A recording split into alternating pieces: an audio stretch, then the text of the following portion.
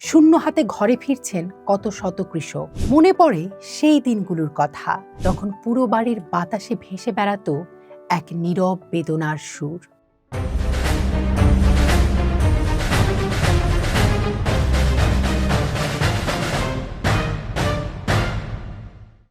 আশি কিংবা ৯০-এর দশকের বাংলার গ্রামীণ জনপদে ঈদের হাওয়া আর আজকের কোলাহলের মধ্যে আকাশ পাতাল ফারাক। তখন উৎসবের রং ছিল সীমিত, কিন্তু তার গভীরতা ছিল অতল। মনে পড়ে সেই দিনগুলোর কথা, যখন নতুন পোশাকের আনন্দ কেবল রোজার ঈদকেই রাঙাতো। মধ্যবিত্ত বা প্রান্তিক কৃষক পরিবারে বছরে একবারই নতুন জামা কেনা হতো। সেই রোজার ঈদে পাওয়া জামাটি পরম যত্নে আলমারি বা ট্রাঙ্কে তুলে রাখা হতো। ২ মাস পর যখন কোরবানির ঈদ আসতো, তখন সেই পুরনো হয়ে যাওয়া নতুন জামাটি গায়ে দিয়েই মানুষ ঈদ উৎসবে সামিল হতো। পোশাকের নতুনত্বে নয়, ত্যাগের আনন্দেই তখন ভাসত বাংলার প্রতিটি আঙিনা। কিন্তু সময়ের সাথে সাথে উৎসবের সেই সরল সমীকরণ বদলে গেছে। আজ পোশাকের চাকচিক্য বেড়েছে, কিন্তু হারিয়ে গেছে কোরবানির সেই আদি ও অকৃত্রিম আবেগ, যার সবচেয়ে বড় প্রভাব পড়েছে বাংলার প্রান্তিক কৃষকদের গোয়ালে এবং তাদের মনস্তত্ত্বে। একটা সময় ছিল যখন কোরবানির ঈদ মানেই ছিল গেরস্থের নিজের গোয়ালের পরম যত্নে বড় হওয়া বলদ কিংবা ষাঁড়টির ত্যাগ।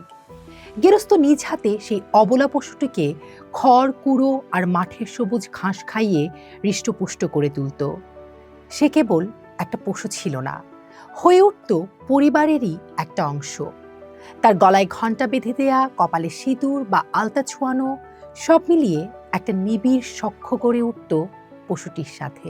আর ঈদের দিন যখন সেই চেনা বলদটিকে কোরবানির জন্য প্রস্তুত করা হতো, তখন পুরো বাড়ির বাতাসে ভেসে বেড়াতো এক নীরব বেদনার সুর। নিজের হাতে লালন পালন করা পশুকে ঈশ্বরের উদ্দেশ্যে উৎসর্গ করার মধ্যেই লুকিয়েছিল কোরবানির আসল শিক্ষা ও পরম ত্যাগ।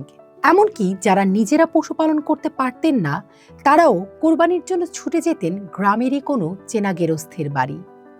হাটের চেঁচামেচি এড়িয়ে প্রতিবেশীর গোয়াল থেকে দেখে শুনে কেনা হতো পশু।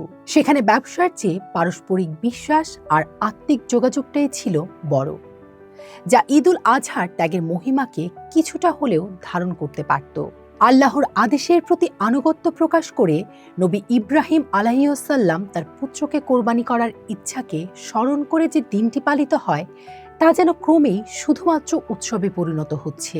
আজ বিজ্ঞাপনের যুগে কোরবানির সেই চিরন্তন আবেগ এক নির্মম বাণিজ্যিকীকরণের গ্রাসে হারিয়ে গেছে।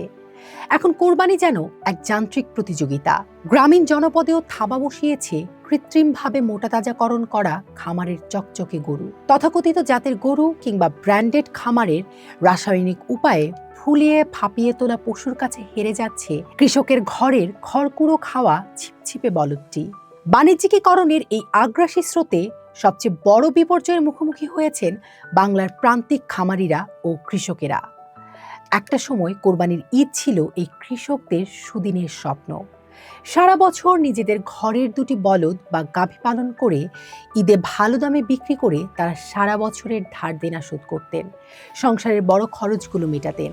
কিন্তু আজ কর্পোরেট খামারগুলোর বিশাল পুঁজি, চটকদার সামাজিক যোগাযোগ মাধ্যমে লাইভ মার্কেটিং আর সিন্ডিকেটের চাদরে ঢাকা হাটের ভিড়ে প্রান্তিক কৃষকেরা অসহায়। রাসায়নিক বা কৃত্রিম স্টেরয়েড খাইয়ে অতি দ্রুত দানবীয় আকৃতি দেয়া খামারের গরুর চাকচিক্যের সামনে কৃষকদের দেশি ও প্রাকৃতিক উপায়ে লালিত গরুকে ক্রেতারা ছোট বা কম ওজনের বলে অবহেলা করছেন। ফলে বাজারে দেশি গরুর ন্যায্য মূল্য মিলছে না। হাটে গরু নিয়ে গিয়ে পুঁজিপতি আর ফরিয়াদের খপ্পরে পড়ে লোকসানের মুখে নিজের আদরের পশুটি বিক্রি করে শূন্য হাতে ঘরে ফিরছেন কত শত কৃষক। পশু খাদ্যের লাগামহীন দামের এই যুগে, যেখানে খামারিরা ব্যাংক ঋণ নিয়ে বড় বড় সেটআপ তৈরি করছেন, সেখানে প্রান্তিক কৃষকের ঘাম ঝরানো শ্রমের কোনো মূল্যই থাকছে না।